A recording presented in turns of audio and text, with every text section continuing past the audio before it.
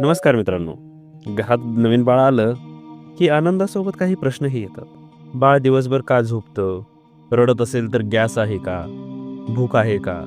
मग हे कसं ओळखायचं? मग दर 2 तासांनी दूध देणं गरजेचंच आहे का?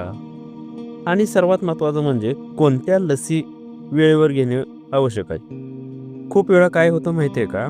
पहिल्यांदा पालक झाल्यावर छोटी गोष्टी खूप टेन्शन देऊ लागतं. उदाहरणार्थ काय? बाळ थोडं जास्त रडलं की घरात लगेच डिस्कशन सुरू होतं. पोट दुखतंय का? दूध कमी पडतंय का? डॉक्टरकडे घेऊन जाऊया का? म्हणूनच आपण या व्हिडिओमध्ये आपण जाणून घेणार आहोत जन्मापासून त्या 3 महिन्यापर्यंतच्या बाळाची कंप्लीट काळजी अगदी सरळ साध्या सोप्या भाषेत आपण कशी घ्यायची हे आपण थोडक्यात समजून घेऊया. तर सामान्य माहिती आपण काय जाणून घेऊया. तर जन्मल्यानंतर पहिल्या 3 महिन्यात बाळाची ग्रोथ ही खूप फास्ट होत असते. सामान्यतः बाळ दिवसाला 14 ते 17 तास झोपते. पण काही पेरेंट घाबरतात की बाळ इतकं का झोपतंय, पण हे पूर्णपणे नॉर्मल आहे. अनेक आई सांगतात माझं बाळ फक्त दूध पितं आणि झोपतं. हेच या वयाचं नॉर्मल पॅटर्न आहे. बाळ दर 2 ते 3 तासांनी दूध मागतं, कारण त्यांचं पोट खूप छोटं असतं.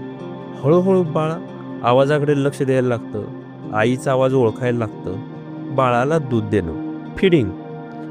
पहिले 6 महिने बाळासाठी आईचे दूध हेच एक कम्प्लीट फूड मानलं जातं. आईच्या पहिल्या पिवळ्या दुधाला कोलेस्ट्रॉल म्हणतात.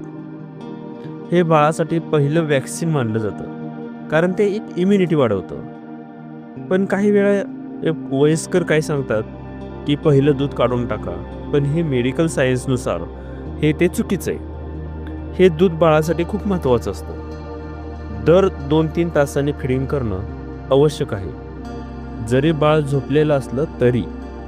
आणि फॉर्म्युला मिल्क म्हणजे बाहेर दुकानात मिळणारं मिल्क पावडर हे डॉक्टरांच्या सल्ल्यानेच घ्यावं. तर बाळाची झोप, या वयात बाळ जास्त झोपतं हे नॉर्मल आहे, पण सेफ स्लीपिंग पोझिशन खूप महत्त्वाची आहे. नेहमी बाळाला पाठीव झोपवा. काही वेळा बाळाला कुशीत झोपवतात किंवा उशी वापरतात, पण यामुळे ब्रीदिंग प्रॉब्लेमला रिस्क होऊ शकते. म्हणूनच उशी वापरू नका, सॉफ्ट टॉईज जवळ ठेवू नका, जाड ब्लँकेट शक्यतो टाळा. सेफ स्लीप म्हणजे सेफ बेबी. तर वॅक्सिनेशन, लसीकरण कसं यांचं वॅक्सिनेशन हा बाळाचा प्रोटेक्शनसाठी सर्वात महत्त्वाचा भाग आहे. जन्मल्यानंतर पहिल्या 3 महिन्यात बाळाला BCG, OPV, hepatitis B, pentavalent, rotavirus आणि PCV या लसी दिल्या जातात. काही पेरेंट्स विचारतात बाळ इतकं छोटं आहे, इंजेक्शन देणं सेफ आहे का? होय, कारण या लसी सिरियस डिसीज टाळण्यासाठी असतात. वॅक्सिनेशनला डिले करू नका. आणि गव्हर्नमेंट हॉस्पिटलमध्ये या लसी फ्रीमध्ये मिळतात. तर याची हायजीन, याची काळजी कशी घ्यायची यामध्ये? या वयात इन्फेक्शनची रिस्क जास्त असतो, त्यामुळं हायजीन खूप महत्त्वाचं आहे. बाळाला हात लावण्यापूर्वी हात धुवा. बाळाला पाहण्यासाठी काही नातेवाईक आले की लगेच बाळाला उचलतात, पण प्रत्येकाने हात सॅनिटाईज केलेत का? प्रत्येकाने हात पाय धुतलेत का? त्यामुळं इन्फेक्शन होऊ शकतो. डायपर वेळेत चेंज करा, नाहीतर डायपर रॅशही होऊ शकतो.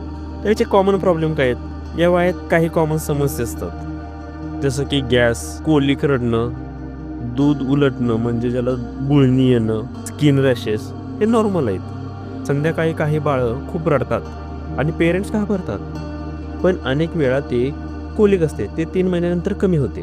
पण काही डेंजर साईन्स दिसली तर आपण लगेच डॉक्टरला भेटायला पाहिजे. त्यामध्ये पहिलं आहे ताप, दुसरं आहे दूध न पिणे, तिसरं आहे सतत रडणे, चौथा आहे खूप सुस्त होणे आणि श्वास घ्यायला त्रास येणे. हे जर असेल तर आपण त्वरित आपल्या पेडियाट्रिशियनला दाखवून घ्यावं त्या बाळासाठी. तर आईची काळजी कशी घ्यावी? बाळाची काळजी जितकी महत्त्वाची असते तितकीच आईचीही काळजी महत्त्वाची असते. आईने प्रोटीन डाईट घ्यावा, भरपूर पाणी प्यावं, रेस्ट घ्यावं.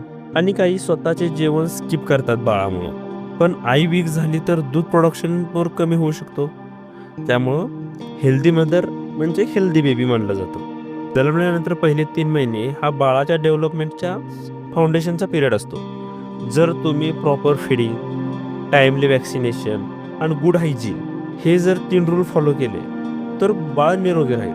आणि आपण पुढच्या व्हिडिओमध्ये पाहणार आहोत 3 ते 6 महिन्यात बाळात कोणते चेंजेस होतात आणि पेरेंटने ती काळजी कशी घ्यावी. आणि जर हा व्हिडिओ तुम्हाला युजफुल वाटला असेल तर इतर नवीन पेरेंट्ससोबत सुद्धा ह्या शेअर करा.